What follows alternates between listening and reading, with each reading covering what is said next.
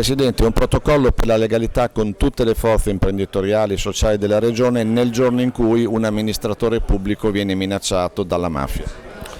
Beh sì, diciamo che c'è purtroppo questa triste attualità, ma a vedere questo tavolo veramente riempie il cuore, a vedere tutte le parti sociali, tutti gli interlocutori, tutti gli stakeholders del Veneto che firmano questo accordo, lo firmano qui in Regione e quindi si crea sostanzialmente un network, una rete regionale a tutela di quello che è la legalità, le buone pratiche e soprattutto anche una rete che mette in fila e osserva il territorio in maniera tale che nessuno possa creare minimamente un minimo di substrato